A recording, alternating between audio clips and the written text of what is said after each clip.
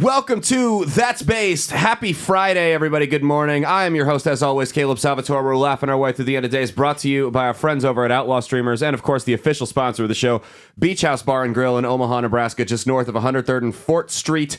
We got beachhouse-omaha.com if you want to learn more. My show, April 6th, is right there. Harmful Content Comedy, starring the hilarious Heather Jones. Tickets are $10 cash at the door or on eTix. Show starts at 8, doors at 7:30. Again, that's this Saturday, tomorrow, April 6th, Beach House Bar and Grill, just north of 103rd and 4th Street in Omaha, Nebraska. We have got a special guest here this week. This is a guy who, like I told you guys, he's running for Senate, and last time I checked, the polls had him in the lead in a dark red state against a Republican incumbent. You guys want to pay attention to this, because the Senate's looking like it could be 41 or 49-51, maybe even 50-50. This could be a guy who could very well be the swing vote in the Senate that determines a lot of stuff the same way Joe Manchin had in West Virginia for a long time over there in the Senate. So without further ado, this is our guest, Dan Osborn. How's it going today, man?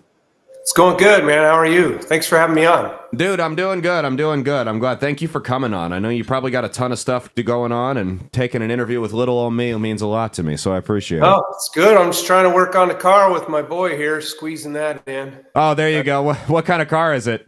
It's a 88 Firebird. Oh, nice. There you go. Nice father-son quality time there. Oh, yeah. So that kind of leads me into my first question. We hear all about policies and everything like that, but who's Dan Osborn, the human? What made you want to get into politics and all of this? Well, you know, I spent 4 years in the Navy. I spent 3 years in the Nebraska Army National Guard. I served my country. I mostly want to continue to serve, but realistically, I'm just frustrated with our current governor, our current Senate. You know, it's a millionaires club. It's a country club. There's nobody like me in the United States Senate, somebody who punches a clock and gets dirt underneath my fingernails every day. I want to be a voice for the working people in Nebraska. Absolutely. How do you think Deb Fischer's failed to be a voice for the working people in Nebraska? Well, you know, her top 5 donors are Class 1 railroads, and then she votes accordingly against the Railroad Safety Act, the 2-man crews. You know, that's something that's going to keep us all safe, not just the railroaders. She takes money from Big Pharma. She's taken over $100,000 this year in Big Pharma, and turns around and votes against capping insulin at $35. So, you know, she's just like the rest of them. You know, she's in the pockets of big business and multinational corporations. Right. So you're running as an independent in this race. There aren't any Democrats, and I don't think there's any libertarians. What made you decide to go go independent rather than running under one of the parties where you could get access to their resources, automatic ballot access, stuff like that? Sure. Yeah. You know, again, it's the frustration with the 2-party system.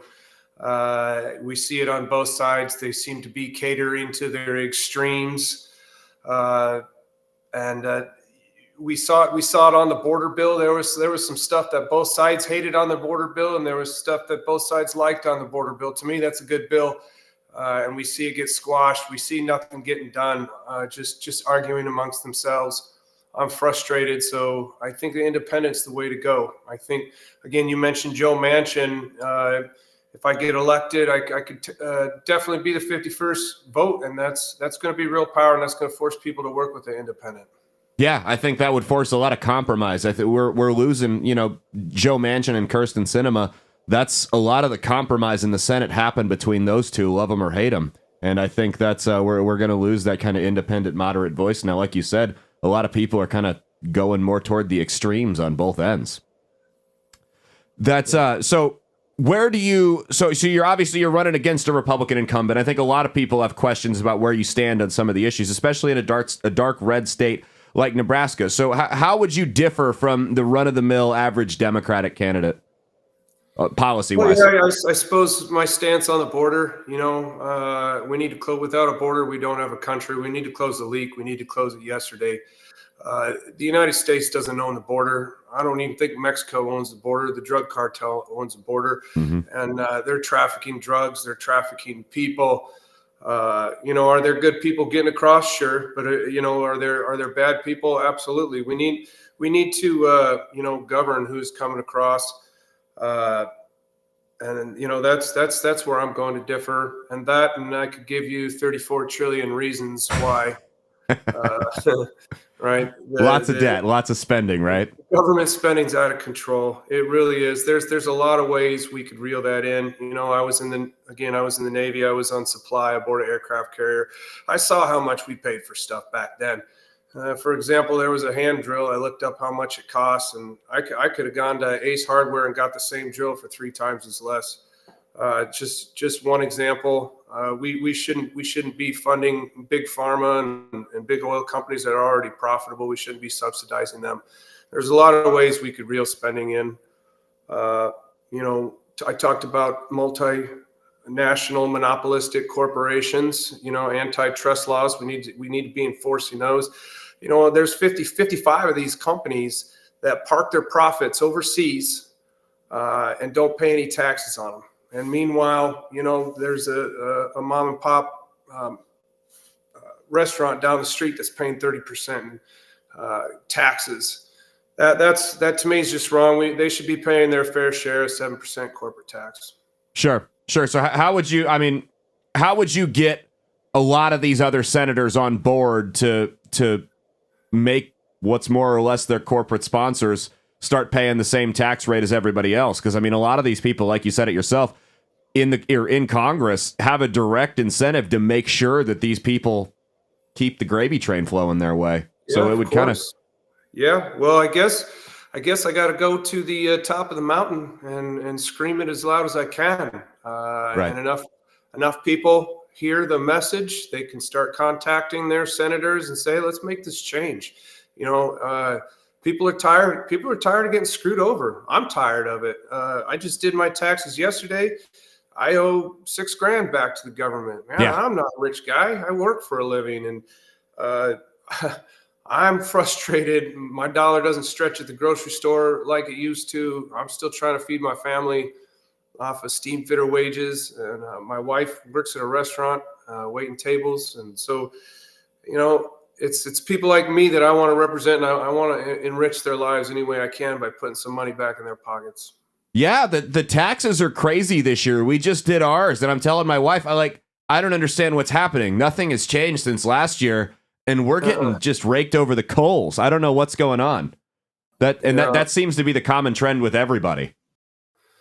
Yeah, and with our property taxes going up, I know that's a state level issue. But it's certainly every step of the way they seem to be taking more money out of our pockets. That kind of brings me to right to repair. That's an issue that a lot of people don't know about, that I'm trying to get ahead of. It started with John Deere and the farmers cutting into their profits, forcing them to take their equipment to the John Deere dealership to get repaired. Well, that's expensive. We all know, and farmers are renowned for being handymen and fixing their own equipment.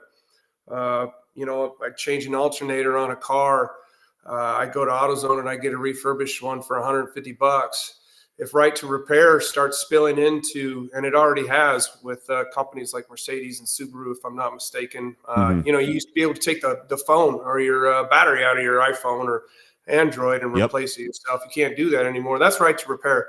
And at a point in our lives where everybody seems to be pulling more money out of our pockets, that's an easy win that I think both sides can get behind. And this right to repair, so for those of you that don't know out there, I actually learned this from your website. I didn't realize this was this big of an issue. I live in eastern Nebraska, so I'm a city kid, so I get it. But yeah, farmers, it's like you said, farmers, if something breaks, they're not legally allowed to fix it themselves. Am I reading that correctly? Correct, yeah. That's insane. Yeah. And like I said, Mercedes and Subaru is going the same way. Imagine if you have to take your car to the dealership to get it fixed. You're paying 3 times as much. Yeah. That's wild. So that's a law, though. That's not some company policy. These are laws that are in place. Yeah. That's wild. I had no idea about that it was getting that bad to that extent. That's unbelievable. If people don't take anything else from this interview, let it be that. That's just completely insane to me. When did that start? Oh, that's shoot. I don't have a date on the top of my head, but Sure. it's fairly recent. Yeah. I mean, that's the finest example of crony capitalism, where these companies get basically kickbacks from the government by changing the laws and limiting what people are allowed to do. I can't believe that just kind of just flew under the radar for so long. I'm glad someone Yeah, could bring attention to that. and to piggyback on that, what you just said, $50 trillion since 1980 has migrated from the bottom 90% of Americans to the top 1%, actually half 1% of Americans in this country. It's the biggest migration of wealth that humankind has ever seen. I, I asked myself, well, how has that happened, right? Hmm. How has that $50 trillion moved from regular people to the top 1%? Well, it's because they're the ones, it's like, again, it goes back to the corrupt politicians, and they're funding their campaigns, so they vote accordingly. And they're only looking out for the top 1%, not the low guy. Yeah. Yeah. Well, I mean, just 2020, the COVID year alone, they said there was never a bigger transfer of wealth from the bottom to the top than in that 1 year. I mean, just Yep. in terms of people buying up properties and price gouging and stuff like that. We've never seen anything like it. And yeah, that's wild. So one of the things we got asked from an audience member is, where do you stand on weed? That seems to be a big issue with a lot of the independent libertarian voters out there. Yeah. Where do you stand on cannabis? Is it just medicinal, recreational? What's your take on it? Well, I suppose I'm torn a little bit on it, but a Hmm. 100%, I know I want to legalize medical cannabis because it has medicinal purposes for people. I know the woman that's heading that up here in Nebraska to get it on the ballot. She's got a son with I can't remember but with the seizures, it could really help. Yeah, my wife has the epilepsy. Yep. Yeah, with Yeah. seizures, I know it can really help people. So why are we keeping something as simple that's been around, shoot, since we can all remember? That's as simple as that. Why are we keeping that from being a prescription drug? That's insane to me. When they're peddling opiates, like candy. So Right. to me, that's a no-brainer. People need that medication. Let's give them the dang medication already. I don't know why Deb Fisher and the Pete Ricketts of the world are so against it. It's not the gateway drug. Shoot, man, alcohol is a gateway drug. We all know that. Yeah, And alcohol's that's horrible for you. Horrible. yeah, yeah, absolutely. And I So, say so this as someone who drinks. It is what it is. yeah, That's. yeah, oh, sure. Yeah, I like having a beer too when I'm out Hmm. when I'm out working for sure. Hmm. But I put it this way, I have a daughter that lives out in Hollywood. She's a professional dancer now, Nice. and if let's just say she went to a party and she had a choice between alcohol and weed, and I had to make that choice for her. Well, first, hopefully, she would abstain, but she's not going to. She lives in Hollywood. She's living a Right. life, I'm sure, right? Well, if she decided to, I would have her smoke marijuana, right? Because she's not gonna pass out Yeah. at a party from smoking marijuana. But No. that's here no there. It's right now. Let's just focus on getting it to the people who really need it. Absolutely. Yeah. And I used to be a big stoner back in I don't do it anymore. Because it's just personal. I'm not as productive when I'm on it. But I've been Forget off it. it for a couple years. But no, I completely get it, man. I think at the end of the day, I don't want the government telling me what kind of medicine I can. I think one of the things Trump did back when he was when he was the president was the right to try. So you can try these experimental procedures. I don't see how there's any humanity in denying someone the right to go try a type of medicine for themselves. Yeah. Um, so the next one, I want to get down these hot button issues here. Whatever, it's, like I said, we're in a dark red state, and I want to be respectful of your time. One of the big issues everyone's talking about here is Ukraine. Seems like all of our money's going to Ukraine. They care more about the Ukrainian border than the American border, kind of like you pointed out. How would you vote on some of these spending packages that just seem to just aimlessly ship money off to Ukraine? Yeah, well, you use the word aimless, and that's not entirely inaccurate in the fact that they ship money in arms and then they don't keep track of it once it's shipped. Right. That's certainly where I would draw the line. There needs to be more responsibility as far as keeping track when we do offer support. Uh, I had a guy just recently I was talking to, and I completely, he didn't 100% change my mind on this, but he Hmm. just kind of made me see the light, if you will. Hmm. He said it's got to be about America first. Absolutely. We hear that a lot, right? Well, sending aid to Ukraine is America first. And let me explain. It's Hmm. America first because, first of all, we don't have our troops over there. I got an 18-year-old son. If this spreads out of Ukraine and this escalates into a NATO country, there's a good chance my kid's going to go over there and fight.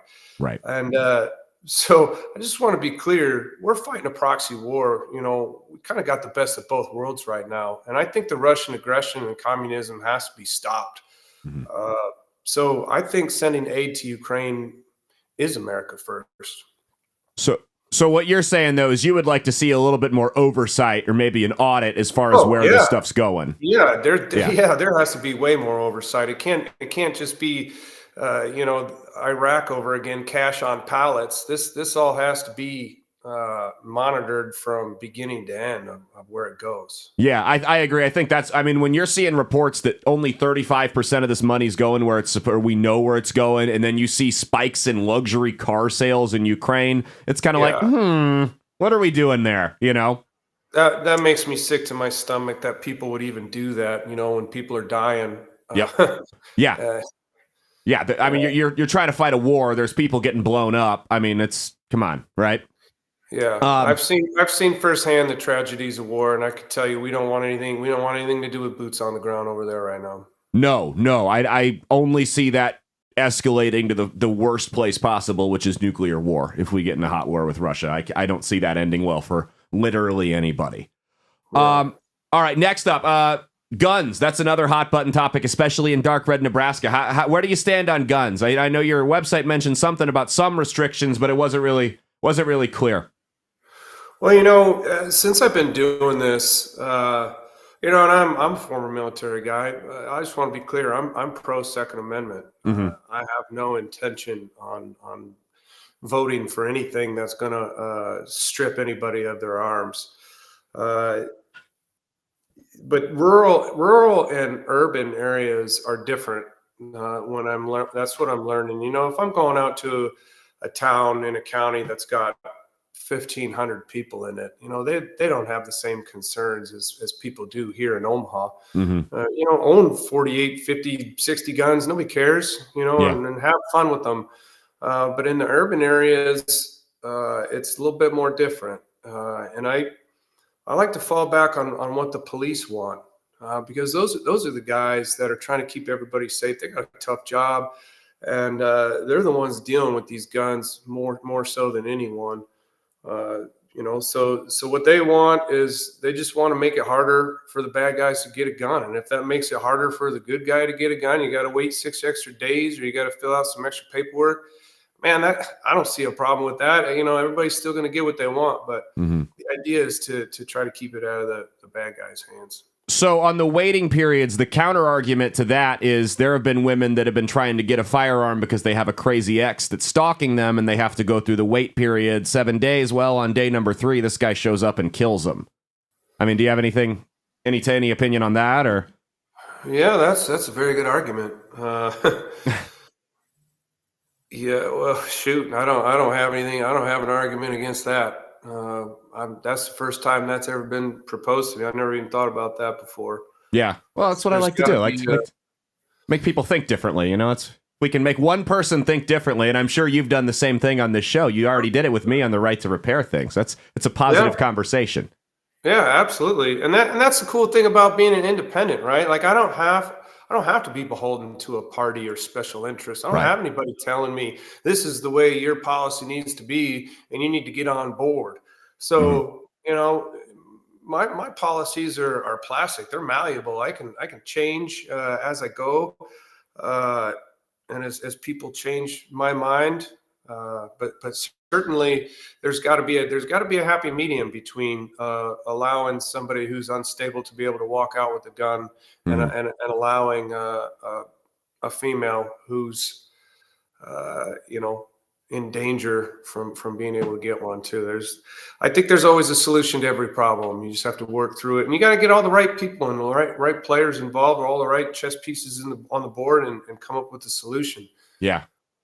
But I know arguing about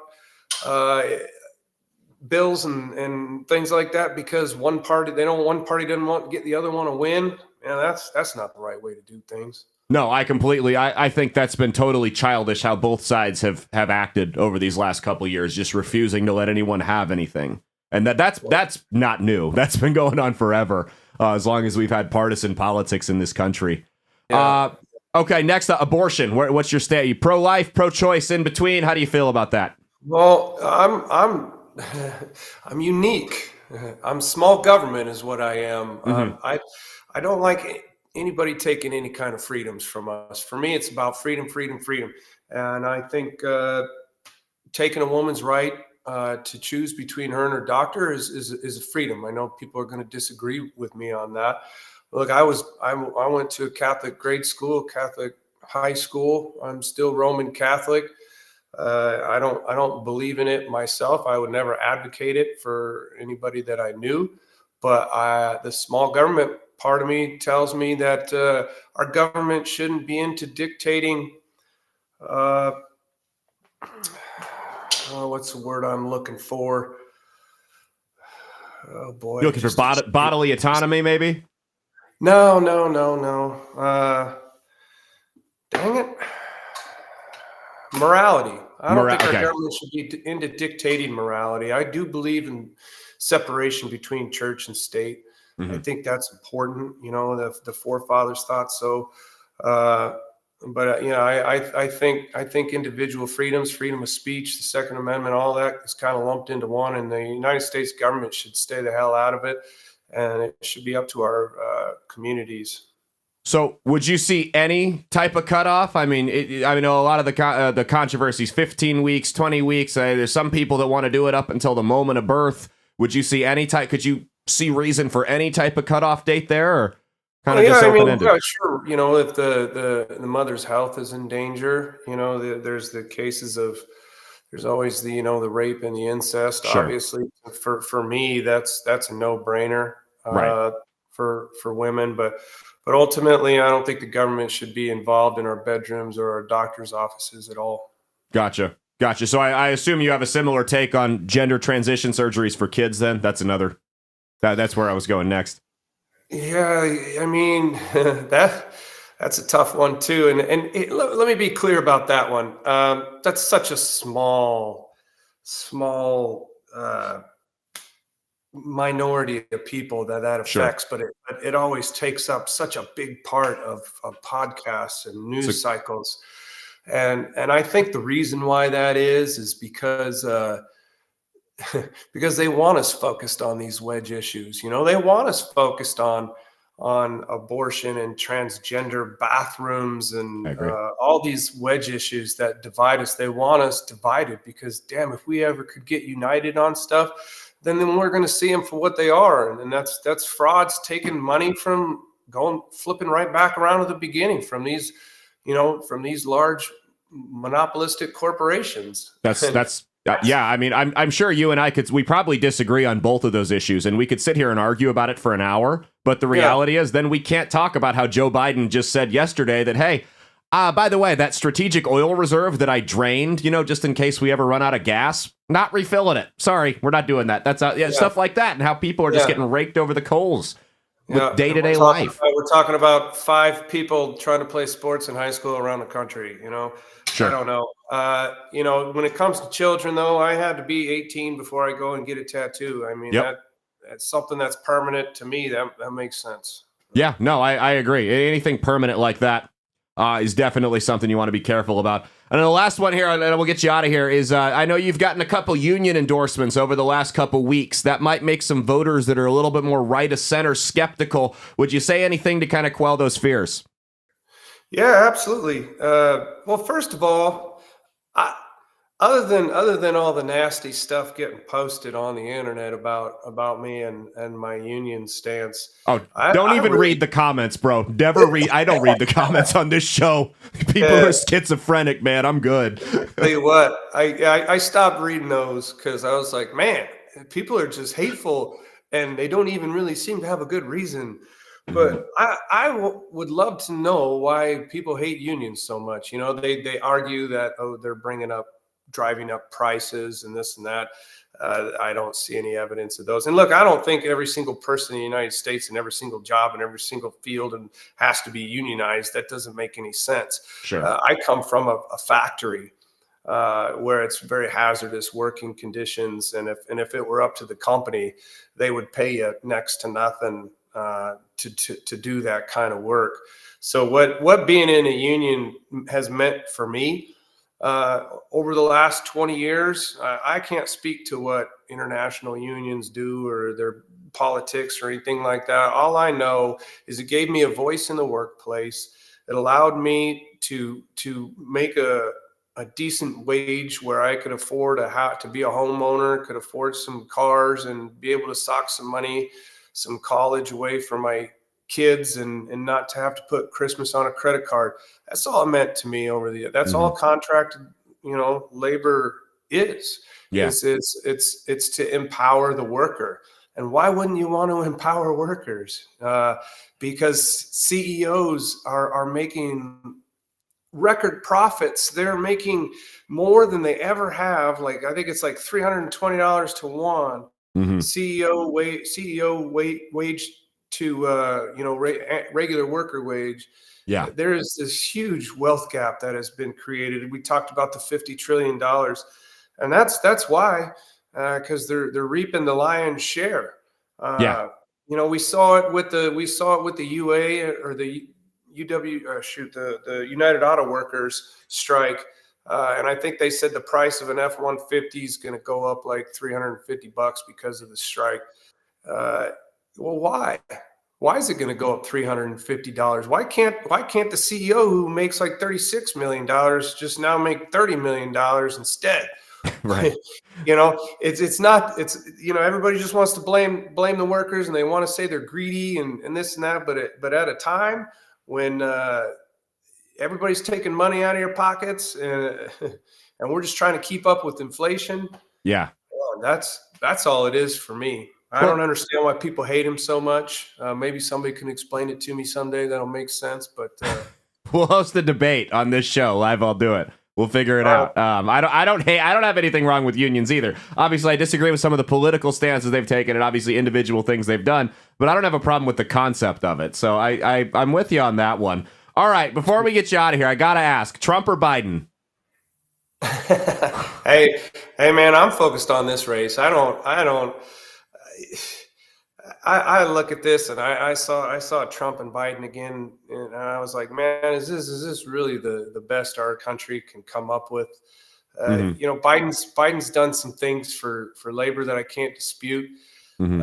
Trump ran off of four premises in 2016, Yeah. repealing Obamacare, building the wall, making Mexico pay for it, bring back manufacturing to this country, and cutting taxes, all of which he had control of the House and the Senate, and all of which didn't get done. What I Chaos. can't Yep. argue with, yeah, and what I can't argue with is, my 401k did better under Trump. So, Yep. you know, I'm going to focus. I'm going to focus on this race, and if I win, I'll work with either president. All right. Well, I like to hear that, man. All right. I want to get you. We're gonna get you out of here right on time. Where can people find more information about you at? Yeah, they can go to osbornforsenate.com. That's Osborn, Osborn, with no E. I'm not Not related related to to the the coach. coach. No. Not related to the coach. I wish I was. Uh, but yeah. Osbornforsenate.com. All right, man. Well, I appreciate you taking the time out and doing this show here. We'll be sharing this Yeah. around. Like I said, this will air Friday. You have a good night. Thank you very much. Well, you too. Thank you. Yeah. Have a good day. All right, that was our interview with Dan Osborn. Thank you guys so much for checking us out. We will air the big show tomorrow, normal time, 9 a.m. Central Standard Time, wherever you get your shows, Rumble, Apple, iHeart, you know the drill, right? I think we're on YouTube still. I don't know. They keep yanking it down. Thank you guys so much for listening. We'll see you tomorrow morning. Cheat on your taxes, not your spouse. And as always, stay based.